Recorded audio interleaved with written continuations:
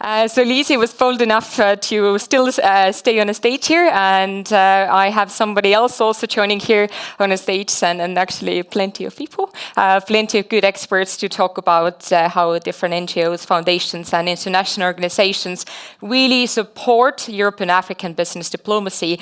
And for this, first, I'm happy to invite Peter and Mariën, who is the team leader for digital governance at the European Commission Directorate General for International Partnerships. Such a long title. And so welcome. Then Liisi is already on the stage, everybody knows her, and then also Holly. She was so kind enough not to let me embarrass myself to pronounce her last name. She's coming all the way from a stunning island of Madagascar, and as I heard, her last name is very, very common in Madagascar, but I'm really struggling pronouncing this, so she was kind to say that I don't have to do it, so I would just call you Holly, turning our discussion here.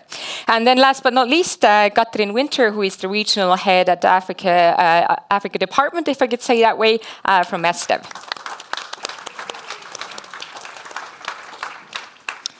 Well, I don't think it's a surprise for anybody after hearing all these presentations and panel discussions and having discussions with people here that the Africa's economical potential continues to really draw attention, and especially on a global scale. I think very important part there is of course also a successful business diplomacy, and this has become more and more important as well. So in this panel discussion, we're trying to especially talk about the role of different NGOs, foundations, international organizations in really pushing this European-African trade relations, and of course also we're discovering how businesses in Africa can leverage when it comes to different programs for growth in the region as well. So like I did in the two previous panel discussions, and I would love to kick off with kind of an opening question to each of our panelists here. So the questions sounds like this. So what is the current role of your organization, especially in supporting European African business collaboration, and why is this moment very, very strategically important at the moment as well? So Katrin, I will give the word to you, and you can talk about what ESTDEV is doing in terms of building a better collaboration, and as we already heard, financing latitude, but you're doing also tons of other things to make sure that both the Estonian companies would find their way to Africa. Yep. Mm-hmm. Thank you. Indeed, ESTDEV is, as you all know already, we are a government foundation under the Ministry of Foreign Affairs, and quite new, about 4 years old now, and I like to believe that we have brought a breath of fresh air into the world of development cooperation. We work quite differently from the traditional development cooperation agencies in that we implement our projects largely with the private sector. What we do a lot is digitalization, and this is something that, of course, Estonian private sector has very strong experience in, and these are the same people who built Digital Estonia are now building different digital services in Africa. So we implement all of our projects in collaboration with local partners, but also with the private sector in Estonia, also academia and civil society organizations. And not only do we implement with businesses, we also have a program which supports African startups. So we are working in the green and clean tech space, twin transition, and we are supporting startup founders in Africa through different acceleration programs, and this is partly the reason why Latitude is and has been and will be for many, many years to come in Kenya, and this is an opportunity also for us to bring startups not only from Kenya but from the neighboring countries as well to Kenya to meet each other, to meet investors, and to find out what the next big thing in Africa is. So as an organization, we engage with different sectors, and we work very closely with our colleagues from the business diplomacy department. So we see development cooperation as kind of one way into new markets. And our partner countries often ask us, what's in it for you? Why are you here? Why are you implementing these projects? And of course, we want to help these countries reach their development goals, but also we have to be, and we are upfront about the fact that we are also a very small country and we need bigger markets, and development cooperation in combination with business diplomacy is one way to do that. Yeah, I think the only way to do it in that way. So Holly, to your side, as being a Deputy Executive Director at the African European Foundation, maybe you can bring out especially some of the most kind of impactful initiatives, especially that your organization recently have had, or also something that is currently in the pipeline. No, thanks you very much. Maybe I'll start with the question when we say why is it timely actually to bring in the business? Because I think when we look at the current geopolitical context, the recent shifts even that we've witnessed, I think since January, it's more than ever that we need to basically increase and attract more capital flows as well within Africa. So we know as well that we've seen a decrease in terms of official development assistance, and it's great to see that ESTDEV is still among those partners that continue to invest, but it's not the case in different EU member states. So there's definitely a shift that is happening. So that means that foundations like us and other partners need to see things differently. How do we actually make sure that there is a sustainable investment as well on the continent? And how do we redefine as well the paradigm and also the approach toward aid and development? So that's the first thing, and I think it's important that we had that context and to understand the way that we have been operating. So when we look at the needs, we're still looking at more than 400 billion in terms of investment gap when we look at the continent per year. So we need to compensate that. And I don't think, of course, that business can compile this and make it alone, but it's all ecosystems that needs to happen. So this is why at the Africa Rep Foundation, we have around 3, let's say, key areas where we want to kind of put the emphasis on and also the efforts to make sure that we create and we support the ecosystems that ensure that sustainable financing, of course, that will work between Africa and Europe. The first is, of course, in terms of the dialogue platforms. So when we look at the Africa-Europe partnership, I think we're here to talk about digital, but digital is also a very cross-cutting type of sector, digital and health, digital and climate, digital and development. So for us, it's important that we offer a platform where we can discuss together, as inclusive as possible. So businesses is often, kind of having conversation a little bit in silos. So we try to bring in policymakers, civil society, businesses, of course, youth organizations as well, so we can discuss what are the challenges, what are the opportunities. So we have also that candid conversation. The benefit of being with the Africa Rep Foundation, at some point we're independent. So even we could talk about contentious issues. So of course, we had that policy dialogue, and we have to move into action. And our role is basically to facilitate and make sure we make that connection between the different stakeholders. The second point I want to emphasize as well is the fact that we are a foundation/think tank. We do a lot of research. So we've been working on specific issues, making sure we gather that intelligence through consultations, for research. We have an Africa-Europe consortia in terms of, looking at working with think tanks and academia that work on very specific issues, from green industrialization to digital transformation and AI. So with that work, we are also able to also advise and provide, let's say, insight to businesses. What are needed on the continent? How do we bring in as well some of our partners, like the European Investment Bank, for instance, to make sure that we have de-risking mechanism, guarantees in place to encourage, of course, that, because it's already been done, but making sure there is also that common understanding between the two continents. So again, I think that role in terms of bridging... Oh, I've been cut. Lost, Holly. Can we... No, okay, I'm back. So maybe I spoke too much, so I'll wrap it up quickly. We're not so rude to cut anybody off, so that's not... But yeah, I wanted to really emphasize a little bit that part in terms of the business environment and how we can facilitate that in terms of the policy making and, of course, connecting with the different partners. Final thing, and I'll come back to that later, is, and we heard this a lot this morning, is that trust building. So how do we ensure, and as, again, an organization institutions that have been monitoring the partnership, of course, looking at the great work you've been doing with European Commission on the Global Gateway Investment Package. I think there is a question of accountability and transparency. So we are here as well to make sure as an independent mechanism, how do we put that message out there? So again, to kind of change the perception of high risk that we still see on the African continent and encourage, of course, more of that kind of investment and support. Yeah, I would definitely want to come back to this as well, and then also kind of because you're also working with different companies and also understanding the idea of going to Africa that they have in their mind and the actual reality. So we can discuss about this also a bit later. So I will build the same question to Liisi a bit differently, because you already showed us what you're doing in Kenya and so on, and maybe you can answer that question in a way, because I was asking why right now. So maybe you can answer this in two different kind of angles. First of all, why now? Why Africa now? And then also, why did you choose Kenya for this? I know that Daniel is an amazing salesperson for going to Africa. He's an incredible person and an incredible ambassador. But maybe you can kind of explain the entire story. Why did you choose Kenya, and why, especially right now, is important to be there?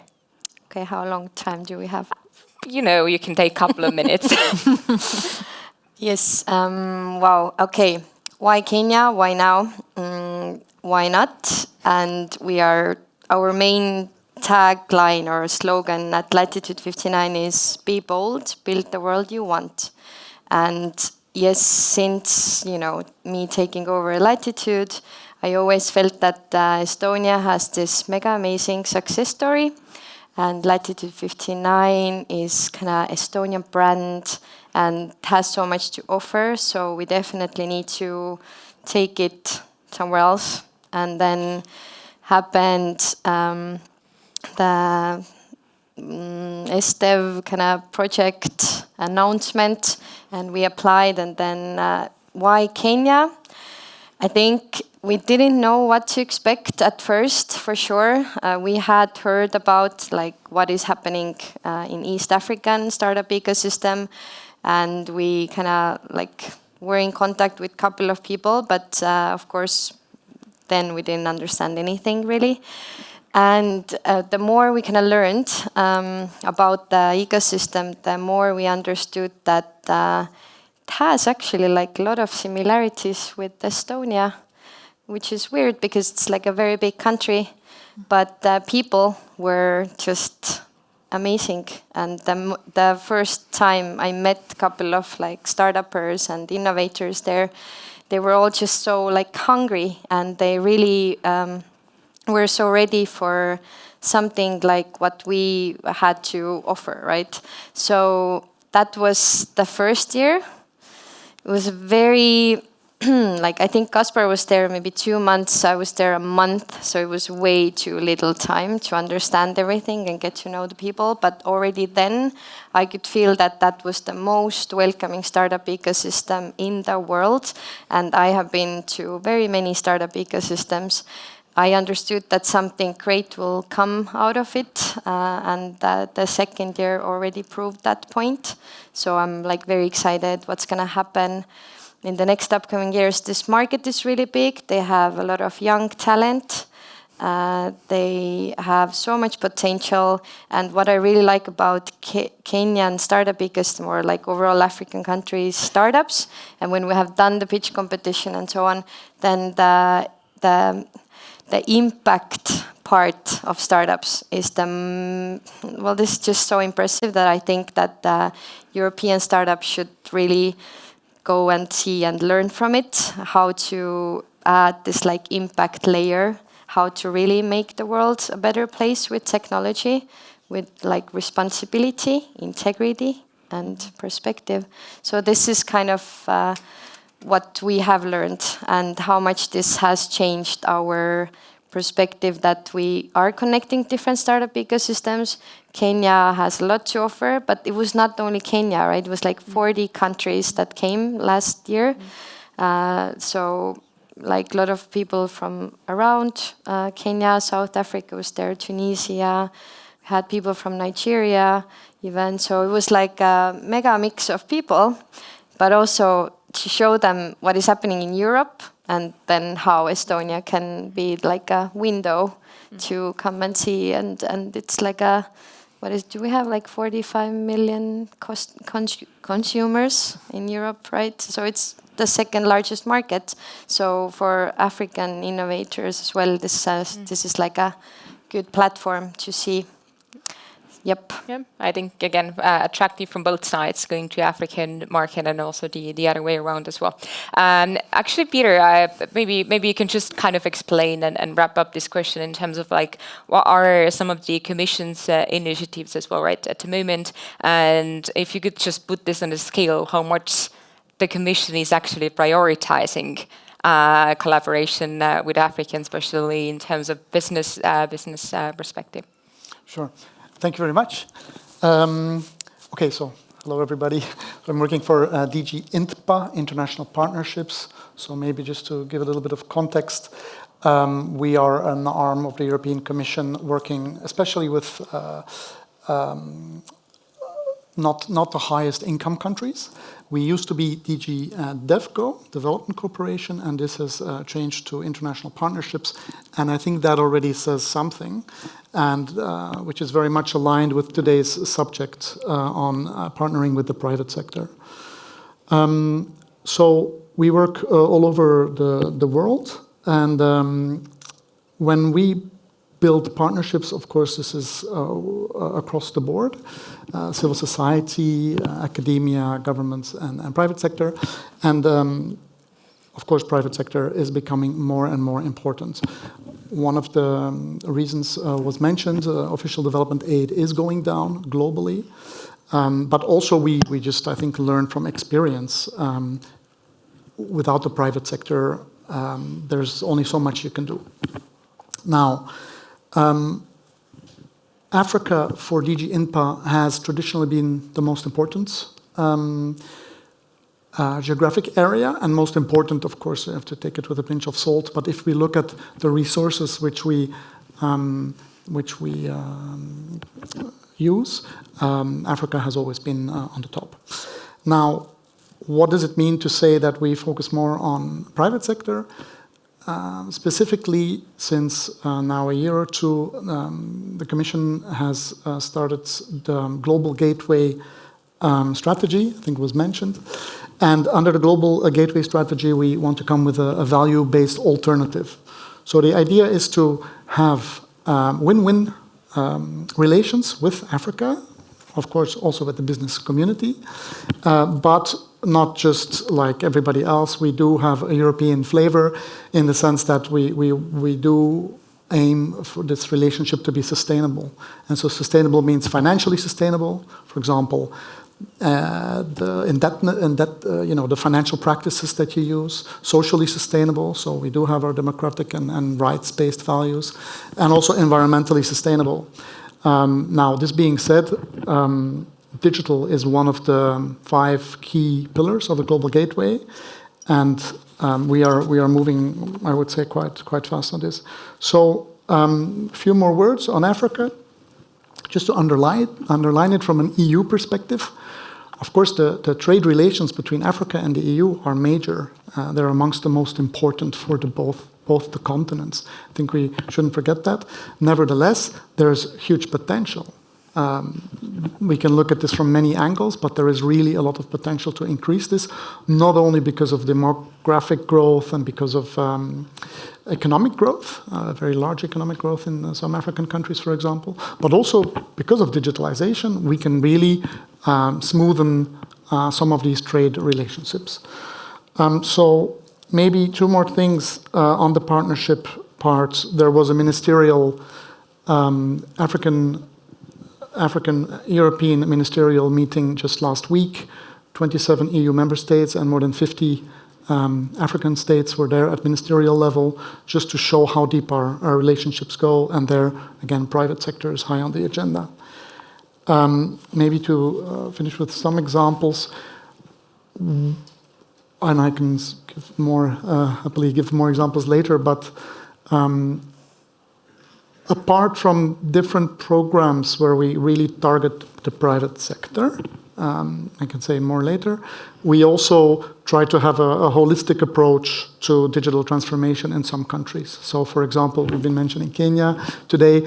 The EU, together with our EU member states, in a Team Europe approach, we have quite an elaborate digital program with Kenya.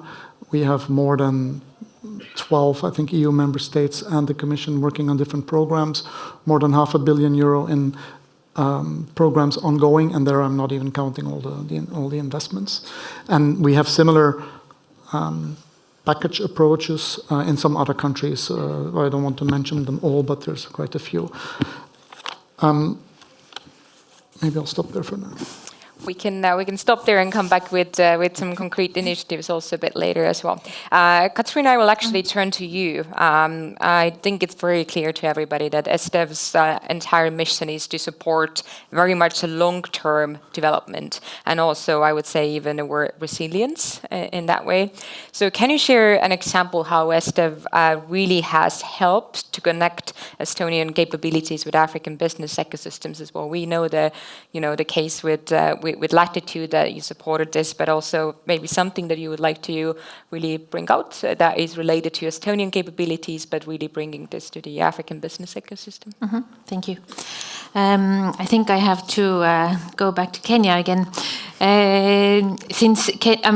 Maybe just for background, ESTDEV, so we are aligned with the Estonian Africa policy and development cooperation policy, and we work currently within 4 countries, mostly Kenya and Uganda in East Africa, and Namibia and Botswana in Southern Africa. But increasingly, as part of Team Europe, as Peter explained, the projects are becoming regional, especially as we talk about digital and cross-border trade. We have to look at it regionally. But indeed, I think Kenya would be a good example, and our longest term project is in Africa is currently in Kenya. It's part of the Team Europe project that Peter mentioned. And I want to talk about this because we are now at the point 3 years later where we actually have results to show. Kenya has been very impressive in its digital transformation journey. I think there are now 22,000 services online, and I'm proud to say that 3 of them are digitized by Estonia. Collaboration between ESTDEV, Estonian companies and partners in Kenya. And the reason why this has been successful, and I think this is for any business trying to enter the markets, and I don't want to say African markets because we all know that Africa is a huge continent. There are 54 countries, so it always annoys me a little bit when we talk about Africa as a whole, but just so it's said. So we have digitized 3 services in Kenya, and it has been successful because we don't only just go to the country and say this is what we're good at and this is what you should do, but it's a long-term collaboration. We take extra time and we put in extra effort to make sure this is a co-creation. Estonia doesn't go with any tailor-made solutions because what we have here is not applicable always in different context, and there's no copy-paste solutions, sadly. So what we do is we invest in relationships. We invest in our presence in Kenya. We have our office, wonderful 4 people who are there on a daily basis, building relationships, who really understand the local culture, but more importantly, who understand what the local need is. So we always go first with where the need is, and then we tailor-make the program. And this, I think, has been successful for us. So for anyone, I get people coming to me asking like, I've seen ESTDEV in Kenya, you're implementing projects, like, how do you do it? I can't, I've tried to have Zoom calls and I wrote to people on LinkedIn, but they don't respond. So it doesn't work like that. And I think it doesn't not only work like that in Africa, but it doesn't really work like that anywhere. You have to be present and invest in knowing how things work locally. So we did that, tailor-made projects. We brought in Kenyans here. There are many Kenyans here in the audience today. Of course, we have our wonderful Joel in Kenya. Thank you, Joel. So all of these things have to come together for any project or any service to be successful. And if it's successful, it is also sustainable. And it is the involvement of local people and local businesses in implementing that creates this kind of sustainability and continuity, so that, development cooperation can pull out and then business can continue as usual.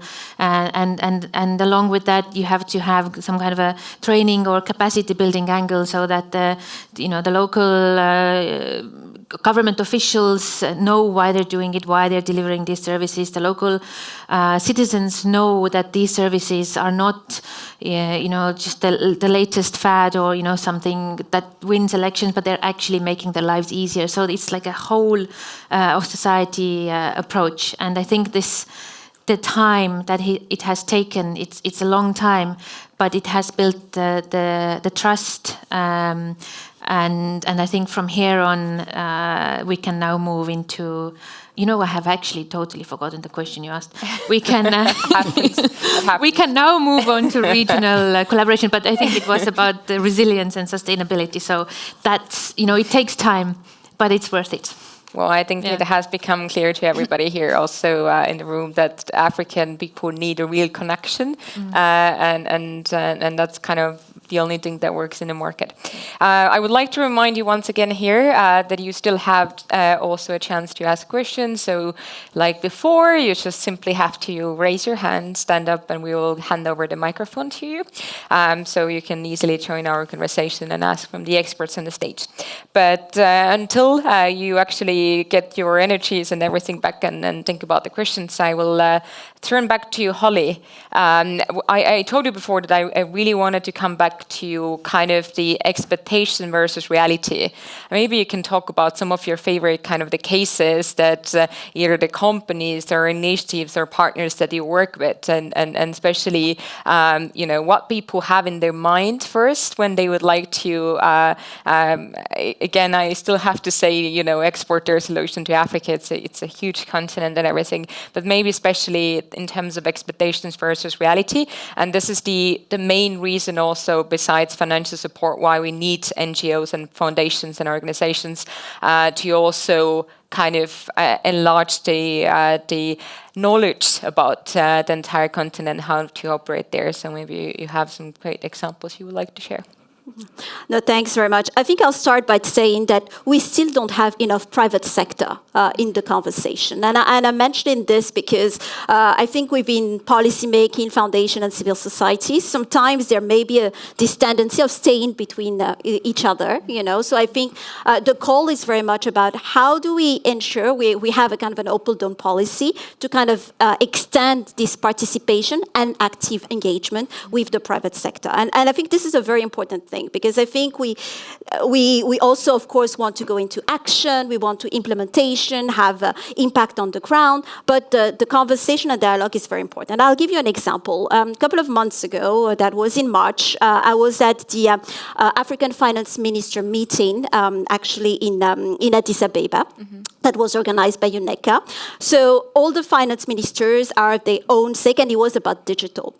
The whole message, all morning, it was a 90 minutes conversation. Finance minister after finance minister, they were all saying we need to tax on digital. We need more money. Where are we going to find it? It's actually on digital.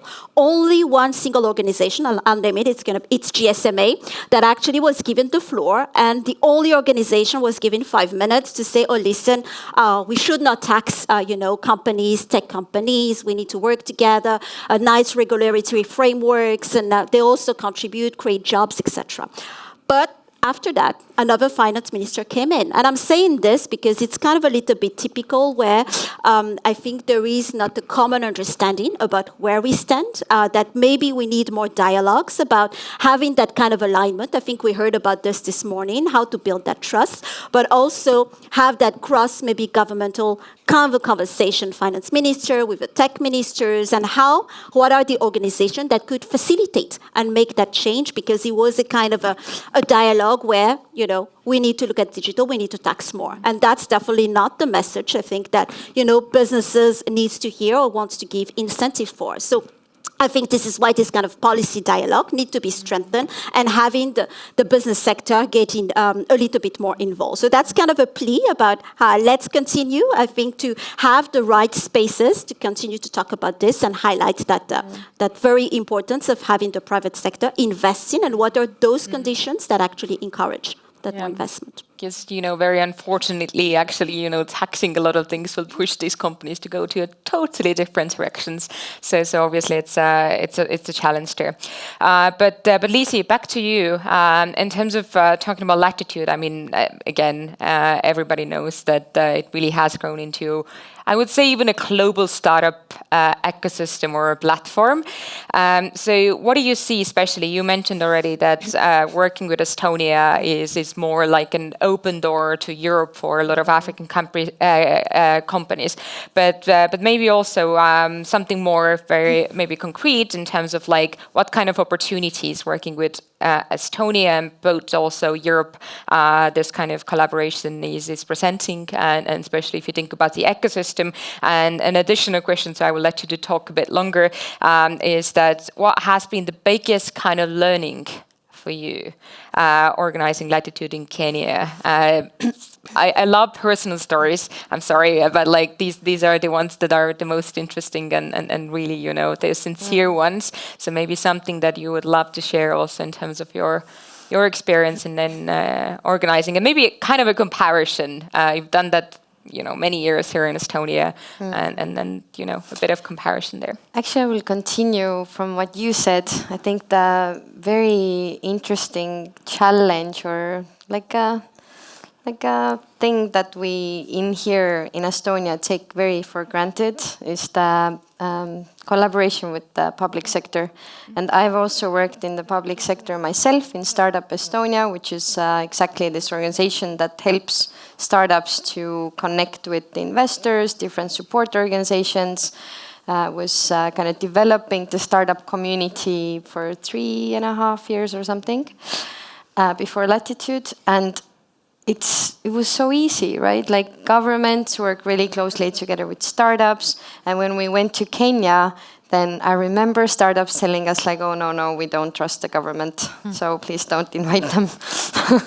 But we still did. And we are like, hoping that we are showing with Estonia and like how this is such a smooth collaboration, maybe inspiration for them, right? That this is possible, this is super important, that the governments would understand that they need to make the access really easy for tech companies.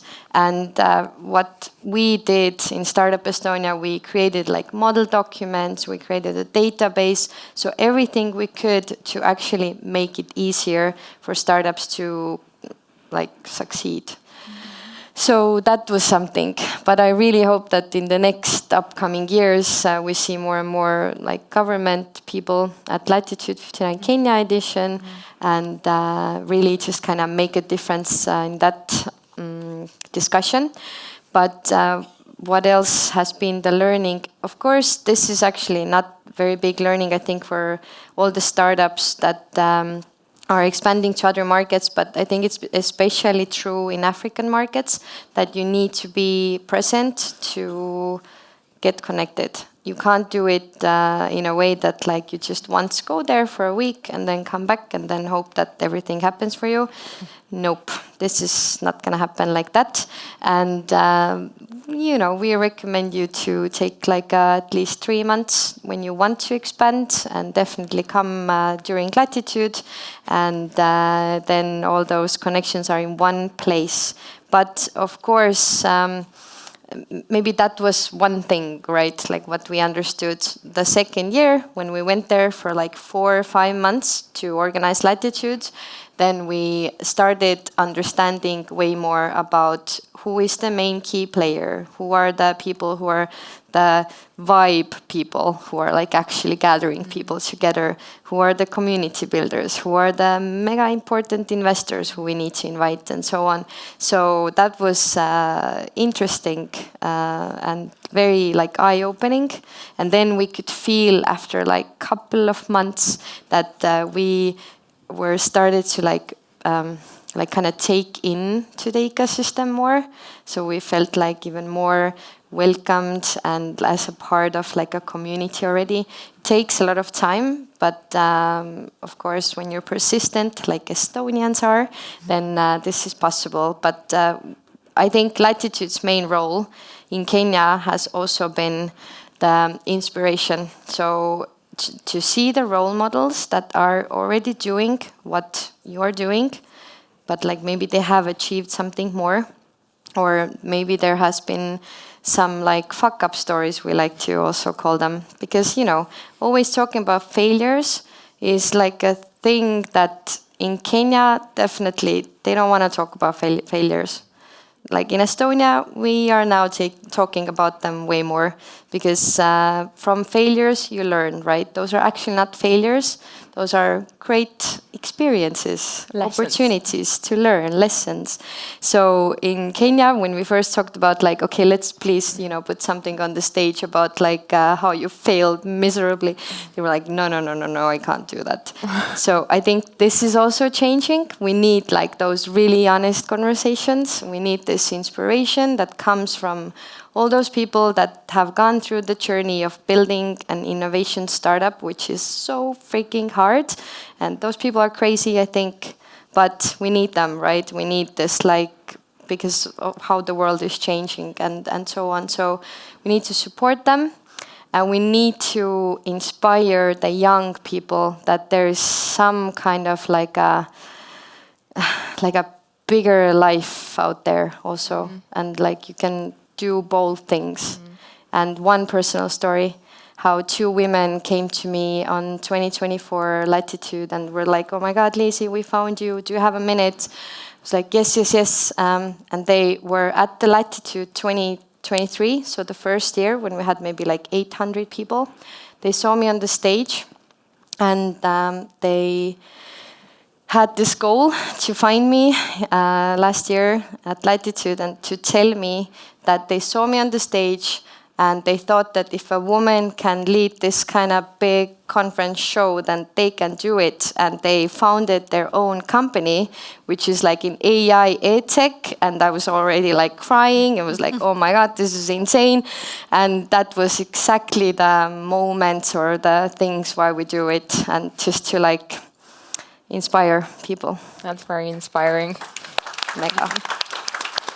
Are we going to see more tears? I hope no. Right?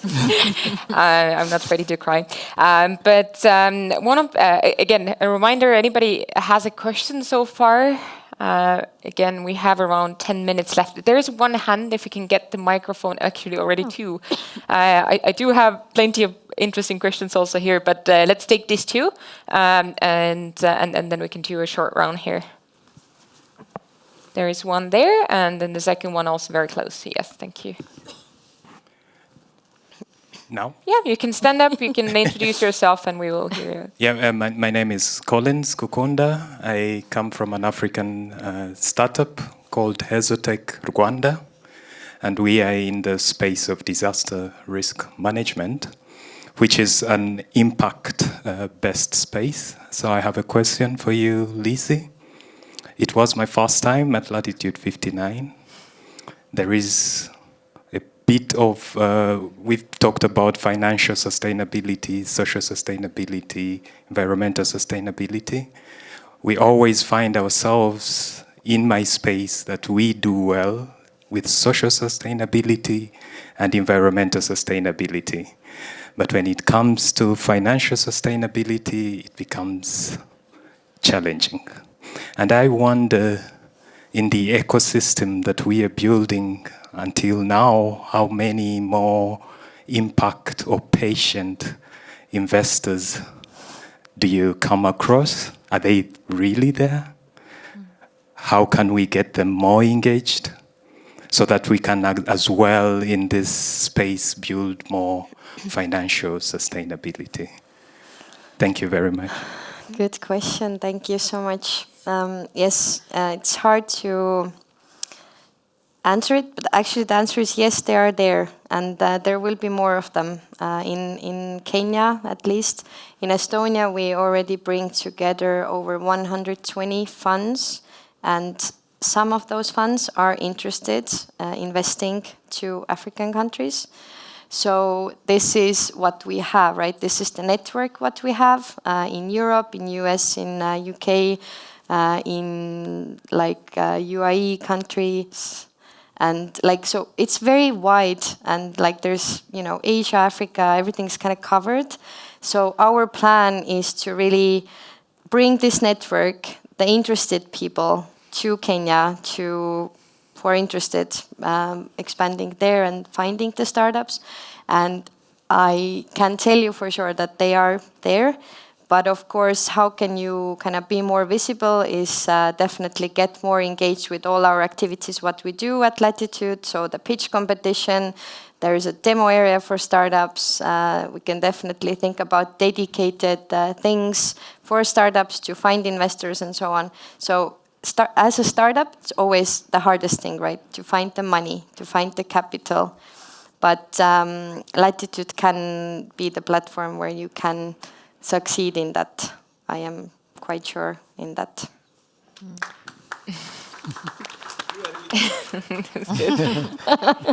We had one more question. Yes. Hi. So my name is Sarah Laru. I'm the chairperson for the Finnish African Society, and I'm also a business consultant. And I would say props to Katrin for pointing out that whenever we talk about Africa, we mean in a couple of countries, so thank you for that. But it's not really a question, but it's to Lisa. Congratulations on Latitude and what you're doing, really amazing. Not a question, but more like a comment on, would you look at maybe an intra-Africa collaboration with our African startups? As a Ghanaian myself, I do see that in East Africa, there are a lot of digital solutions that can be replicated and implemented in other sub-Saharan African countries, for example, in West Africa, or then vice versa.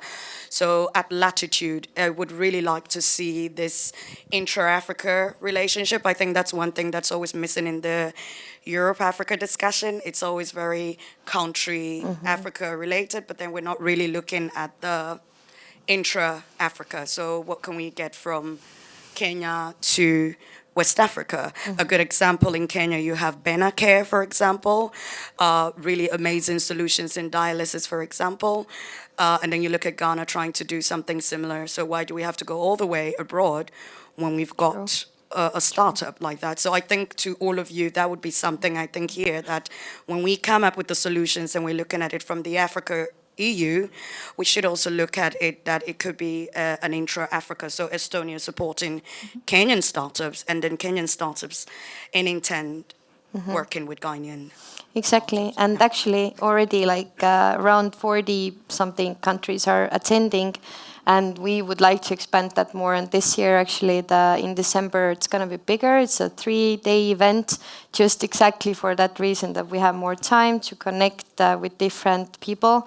And actually, it's really cool you're saying that, because just today in the morning, I read an email about how Tunisian ecosystem wants to do Mediterranean latitude 59, and then there's Botswana and so on. So I think we don't have to do latitude 59s everywhere. We can just like invite them in, exactly, right? Exactly. So I think that would be something I would like to see then with Latitude, because then it's a really beautiful platform. So I could really see you already cutting across with Kenya as the hub, and then getting other startups. And we're super open to all the collaboration with all the partners. Definitely West Africa, Nigeria. Yes, thank you. Daniel, the word to you. to grab the floor, but you really brought up a good point, and that's something that we do focus on. For example, how many of you know that there's a thing called the Africa Tech Festival taking place in Cape Town every year that has a ministerial?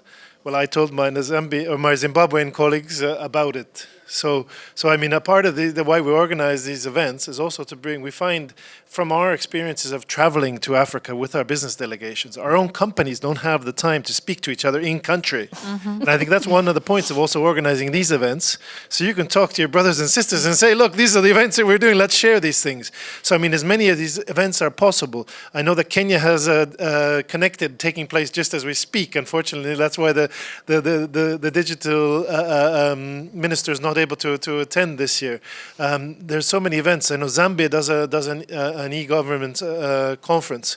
There are lots of things happening. So I mean, you really also we're trying to help you talk amongst yourselves, but I mean, we hope that you will pick up that and make cross-border solutions.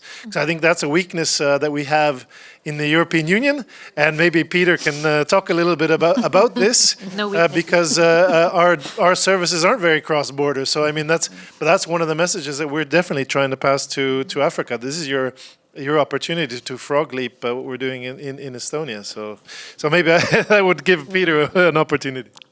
I would give him an opportunity, but I will also kind of frame this as a kind of a wrap-up question to everybody. So we're just going to start with you, and then you can answer that side.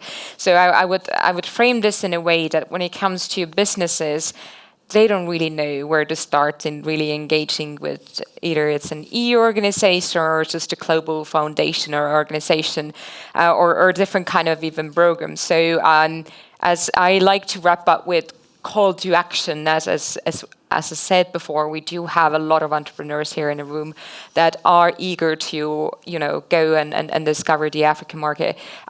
What is your suggestion in this terms, like what kind of steps they should do to really benefit from Europe-African institutional cooperation, and especially if you look at this in a Commission's view, and then you can kind of answer also what Daniel was pointing on as well. So just kind of wrapping this up in that way. Thanks, and I realize the time is running out, so I won't make it too long. Maybe first to say there's another breakout session later on procurement, and I'll come back on some of these points about how to engage the private sector in the EU. Maybe to flag already that we have more than 140 delegations around the world from the EU, and then all our EU member states, 27 EU member states, one or two of which have the largest network of embassies around the world. So they are the point of call. So our delegations, they are in country, they are there for that. And I won't elaborate too much, but that would be the first thing. Of course, the other thing is these events to partner up, to really partner up. Just to come back on a few points. Yeah, sure. Bilateral versus regional and multi-country. So at least from DG INPA's point of view, a large amount of our action in Africa goes to regional programs and not only bilateral. When it comes to startups, we have specific programs for startups, such as the Africa-Europe Investment Bridge, version 1 and soon version 2 coming up, regional, linking EU and African startup communities.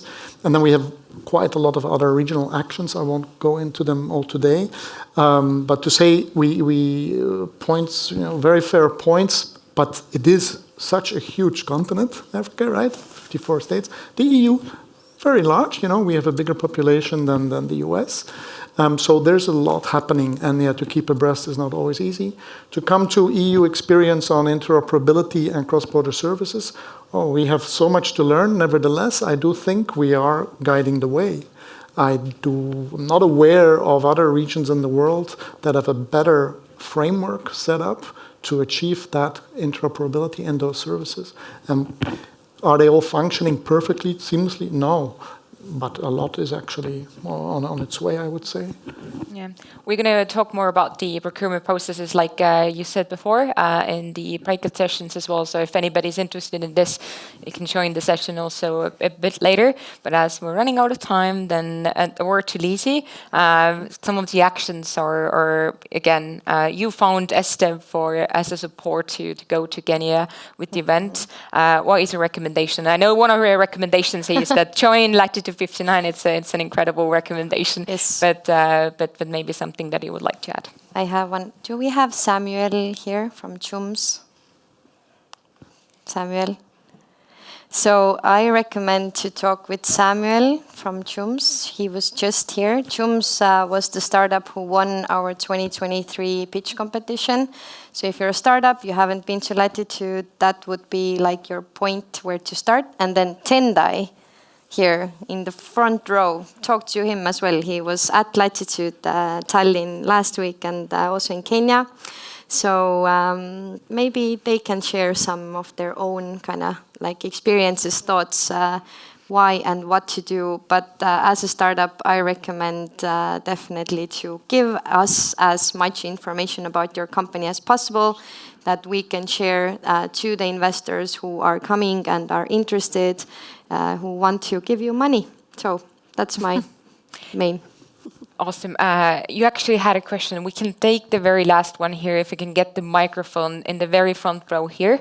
You wanted to comment something, or is it a question? Just let's keep that very short, but yeah.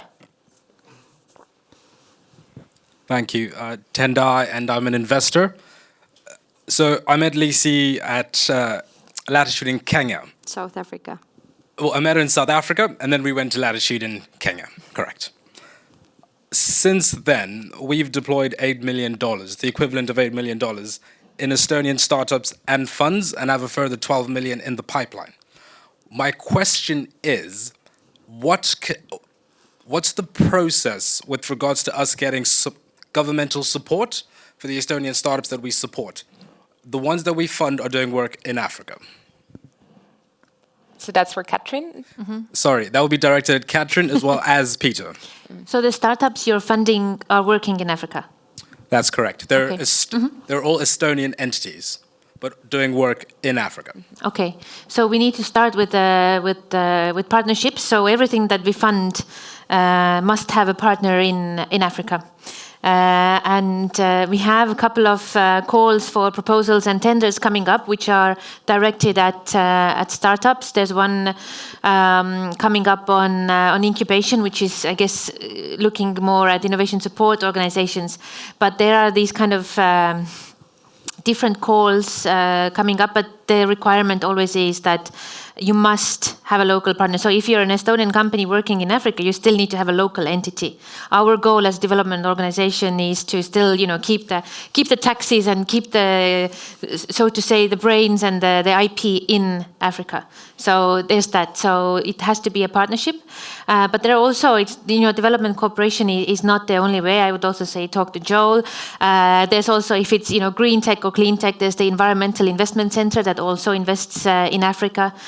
So there are different opportunities around. Yeah. Mm-hmm. All right, Holly, the word to you as well. Or would you like to wrap up with something as well in terms of the one suggestion or? If you are a business, if you're a business looking to enter the African market, the easiest, the most obvious suggestion is, and this is very obvious, is just talk to people. Talk to people and understand the country, not the continent, but the country and the industry within that country that you're trying to enter.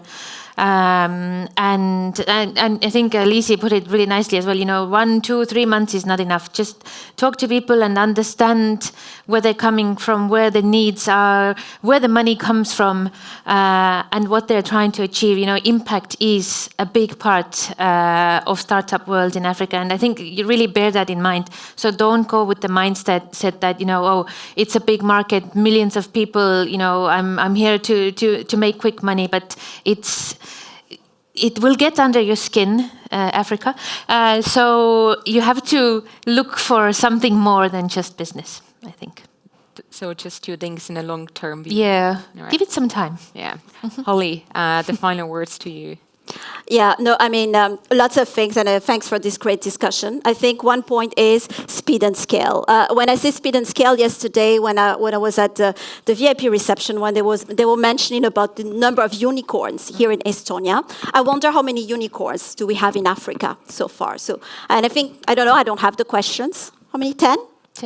10 all in 54 countries. I think we could do better and more. And what it takes basically to make it happen, I think it takes visibility. And visibility means I think Latitude 59 is a great example on how we can showcase these kind of examples. But there are more initiatives as well. I see Samir in the room for Emerging Valley and the like. So I think it's important that we take the opportunity to share these stories, show the impact, and bring in other partners. Second thing, I know we all try to diversify, I think, the sources of fundings. And that's where we need to be a little bit more innovative. I think we have the VCs, the governments, DFIs, etc. But what else? What else is out there?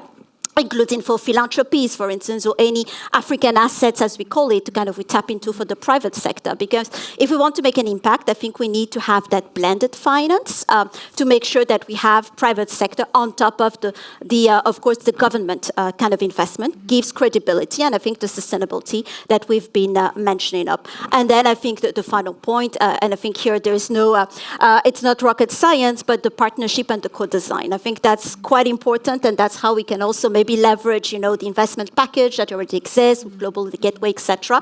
Working with member states, making sure that we're expanding a little bit that business ecosystems, not just to businesses, but having the right partners across the street. So easier said than done, but I think there's a lot of definitely opportunities that we need to tap into, but that means working together, I think, in good intelligence. Working together.